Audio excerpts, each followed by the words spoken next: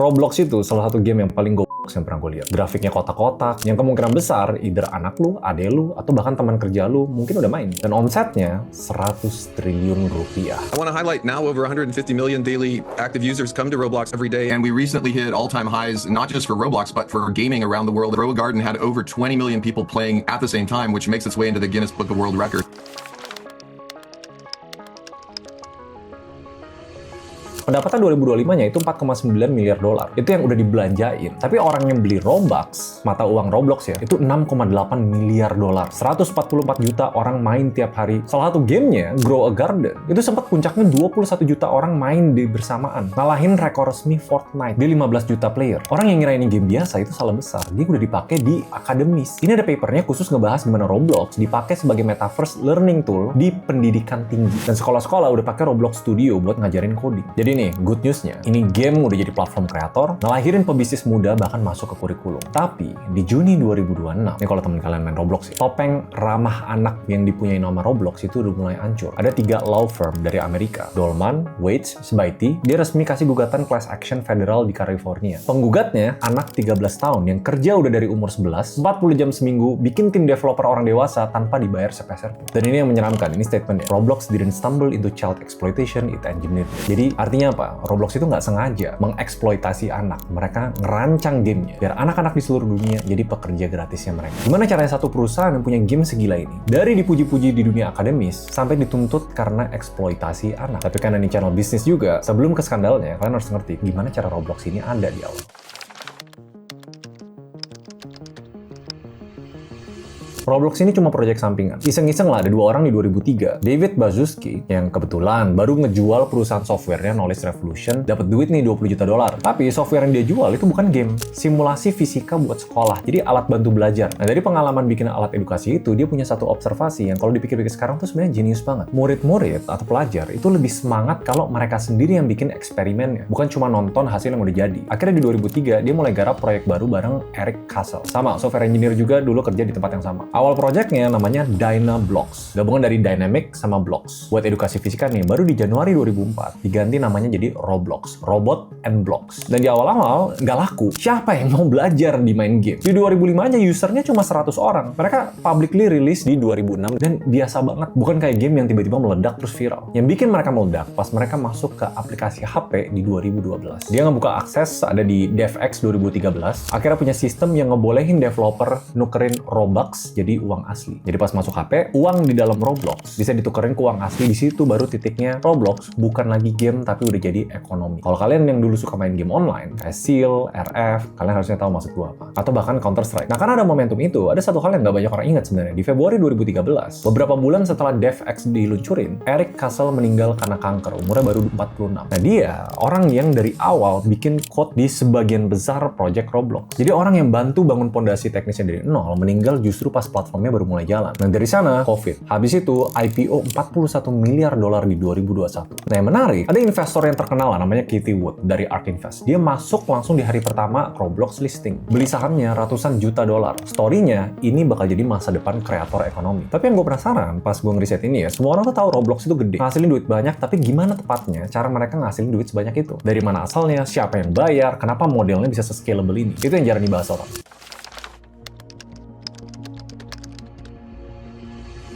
Sekarang kita bedah bisnisnya dulu ya. Kalau secara bisnis, Roblox itu bukan perusahaan game, tapi namanya perusahaan platform. Bedanya itu gede banget. Logikanya gini ya, game biasa, Fortnite, GTA, Minecraft, mereka yang bikin kontennya, misi-misinya, karakternya, mereka ngegaji programmer, bikin gamenya, baru gamenya dijual ke customer. Dan cost-nya gila-gilaan banget. Game-game zaman sekarang itu ratusan juta dolar, bahkan ada yang miliaran dolar. Nah, Roblox, technically mereka tuh nggak bikin game satupun. Yang bikin gamenya itu jutaan dari user mereka sendiri. Yang disediain nama Roblox itu tools-nya, namanya Roblox Studio. Gratis, bisa dipakai siapa aja di umur berapapun. Mereka tinggal duduk, terus tunggu ya customer-nya bikin konten sendiri. Buat yang nggak ngerti, analogi simpelnya gini, ini kayak mall yang nggak punya toko sendiri, terus pelan-pelan orang mulai isi tuh toko-tokonya. Roblox tarik sewa plus ambil potongan dari setiap transaksi yang terjadi di dalam mall itu. Tapi bedanya, toko-toko di mall ini nggak bayar sewa, terus mereka yang bikin mallnya rame. Dan cara Roblox narik duit itu sebenarnya simpel banget. Semua transaksi di dalam Roblox itu pakai satu mata uang Robux. Dan orang harus beli Robux itu pakai uang real. Barulah dibeli buat kostum avatar, item game, ada akses akses experience yang premium, dan setiap ada transaksi Robux, Roblox ngambil sekitar 70%, baru 30%-nya balik ke developer yang punya toko tadi. Yang bikin sistemnya jenius, Robux itu namanya closed loop. Uang masuk ke sistem lewat Robux. Tapi kalau Robux yang mau dikeluarin, itu susah. Buat mayoritas orang yang main, Robux yang mereka beli itu tuh nggak bisa dicairin sama sekali, cuma bisa dipakai lagi di dalam platform. Dan ada datanya, di 2025, rata-rata pengeluaran per pemain yang aktif setiap hari itu 13,5 US dollar. Itu per tahunnya. Dan dia naik terus, karena pemain-pemain dewasanya itu mulai masuk dan spending lebih gede. Tapi Roblox ini bukan satu-satunya. Roblox tuh sadar platform mereka punya sesuatu yang sangat mahal di industri advertising. Akses ke Gen Z dan Gen Alpha. It's a platform that drives innovation at scale. For creators, it is great engagement. For users and for brands, it is a place where they can reach the next Gen Z of audiences. Kalau secara sejarah, ini kaum generasi yang paling susah dijangkau dari platform iklan konvensional. Makanya brand-brand gede kayak Nike bikin Nike Land, dikunjungin sama 26 juta orang di hitungan bulan. Gucci bikin Gucci Town. Bahkan mereka bikin virtual item di Roblox harganya $3.000. Spotify Land. Di 2024 aja lebih dari 400 brand udah mulai masuk Roblox, 2 kali lipat dari tahun sebelumnya. Dan ini gila banget. Gara-gara brand mulai masuk, pendapatan advertising mereka itu nyampe 12% dari total bookings di 2026. Ada lagi Roblox Premium, subscription bulanan yang ngasih user Robux gratis setiap bulan plus akses fitur eksklusif. Itu 14,8 juta orang. Uang yang masuk terus tuh tanpa harus bikin konten satupun. Nah itu kan bisnis model yang primary, utama. Ada satu layer lagi yang jarang dibahas orang, yaitu secondary market. Roblox itu punya limited edition digital item yang bisa dijual beli antar user. Nah ini gilanya lagi nih, karena mereka platform. Misalnya gue punya item di Roblox, gue jual ke orang lain, Roblox dapat transaction fee lagi. Dan UGC creator kayak gini udah jual lebih dari 2 miliar item di 2025. Jadi mereka dapat duit dari transaksi pertama. Kalau bareng muter-muter lagi tuh antara player dapat duit lagi. Dan benang merahnya di mana? Roblox pada dasarnya adalah mesin yang ambil potongan dari semua sisi sekaligus. Secara simpel jelas ini ya, ibarat kalian tinggal di sebuah negara yang semua dipajakin. Nah tapi Roblox itu negara yang sangat amat besar. Tapi kan nggak mungkin bisnis tuh too good to be true lah. Sistemnya tuh efisien banget, siapa yang sebenarnya nanggung biayanya. Karena di bisnis sebenarnya nggak ada yang benar-benar gratis. Dan di Roblox, jawabannya tuh mulai kelihatan pas gue buka data tentang siapa yang sebenarnya bikin semua konten itu. Nah dari sana ceritanya berubah.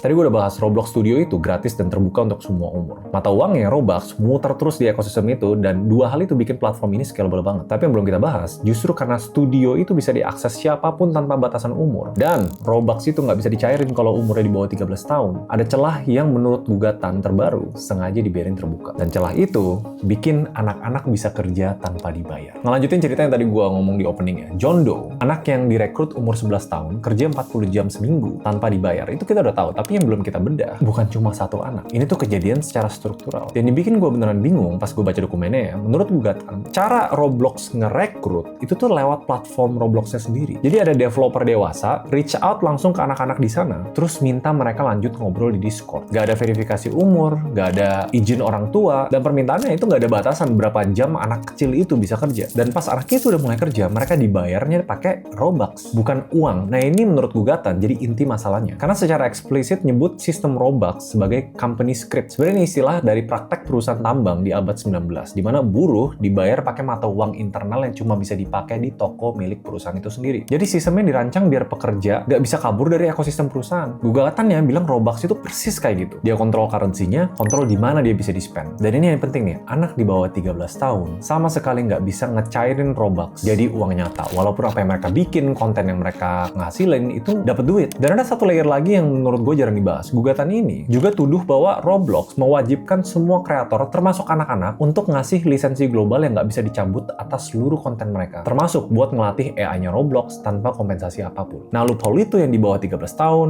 nggak bisa dicari duitnya, artinya kerja keras anak-anak ini terus ngasih nilai buat Roblox, bahkan pas mereka udah berhenti main. Walaupun Roblox sudah defend, gue ngerti lah, mereka punya posisi hukum yang harus dijaga. Tapi yang bikin sedih, ini bukan pertama kali. Mundur ke Februari 2024, ada gugatan class action juga di California yang nuduh platform Roblox dibangun di atas predatory behavior towards minor. Itu 2 tahun tuh sebelum eksploitasi pekerja anak. Nah dari sana ngegulung tuh Alabama, West Virginia, Nevada, semua dalam 1 minggu yang sama. Setuju nyelesain tuntutan mereka terhadap Roblox di luar pengadilan dengan total bayaran $35 juta. Dan kasusnya banyak. Ini bukan platform yang kesandung satu kasus doang. Ini platform yang berulang kali disorot dari beberapa arah. Yang celah hukumnya tuh masih nggak clear terhadap anak-anak kecil, apalagi yang di bawah 13 tahun. Dan ada banyak kasus lain lah. Tapi semua ini nunjukin ke satu titik. Kepercayaan ke Roblox mulai retak. Dari pengadilan, Wall Street, regulasi global. Tapi kita harus jawab satu pertanyaan yang lebih gede sih. Roblox bisa nggak balik dari problem ini? Apakah mereka beneran penjahatnya?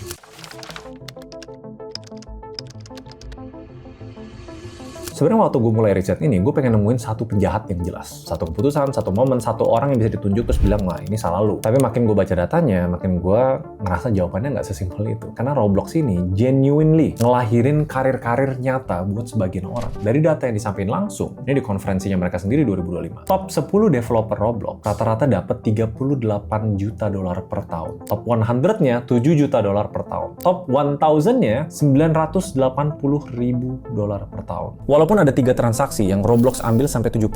Total uang yang dibayarin ke orang-orang yang bikin konten ini tembus 1,5 miliar dolar. Ada anak umur 9 tahun yang punya studio sendiri dengan game yang dimainin 169 juta kali. Dan ini real, ini bukan marketing doang, tapi ini layaknya statistik lah. Itu top developer. Kalau rata-rata sama yang nggak making money sama sekali dan bahkan malah boncos, itu lebih banyak lagi. Yang di puncak bener-bener kaya, tapi yang di bawah mungkin nggak bisa dihitung oleh orang yang habisin berjam-jam, berminggu-minggu, berbulan-bulan bikin konten di platform ini, tapi nggak dapat $1 pun. Dan simpelnya karena ini ekosistem, ini platform. Ini yang paling jujur gue bisa bilang soal Roblox. Model bisnisnya itu jenius, tapi yang nanggung biayanya itu pihak yang paling nggak bisa ngebela diri sendiri. Dan untuk platform yang mayoritas dan banyak banget itu pemainnya anak-anak yang belum bisa baca kontrak, ya resikonya ada. Dan sebenarnya Roblox itu bukan satu-satunya. Sistem platform ini kan di sosial media, YouTube, TikTok, Instagram, semua platform itu bergantung sama konten yang diciptain sama usernya. Tapi yang bedain Roblox itu cuma satu, pemainnya mayoritas anak-anak, dan buat mereka ya udah main aja. Tahu-tahu waktu sebanyak itu, ya malah boncos dipakai duitnya buat beli Robux. Salah nggak? Ya kalau ada duitnya enggak. Dan bigger picture-nya di era platform ekonomi, selain dari siapa yang salah ya, apakah undang-undang yang ditulis di zaman tambang batubara bisa dan harus berlaku di dunia digital? Yang tadi lo soal bikin currency untuk spending di ekosistemnya sendiri. Dan ini harus cepat, karena pemainnya anak-anak. Cuma menurut kalian gimana? Karena di video ini gue banyak ngomongin jelek. Dan ini memang nge-highlight satu sisi yang jarang dibahas sama orang. Ya mayoritas bahas, Roblox itu seru. Tim gue banyak yang main. Orang having fun, ekonominya works. Cuma selalu di bisnis-bisnis yang gede kayak gini, ada cerita-cerita yang jarang dibahas sama orang. Menurut kalian gimana? Roblox itu korban dari hukum yang belum siap, atau mereka yang harusnya punya obligasi moral untuk lebih peduli sama pemain-pemain anak kecil ini? See you guys next video. Bye-bye.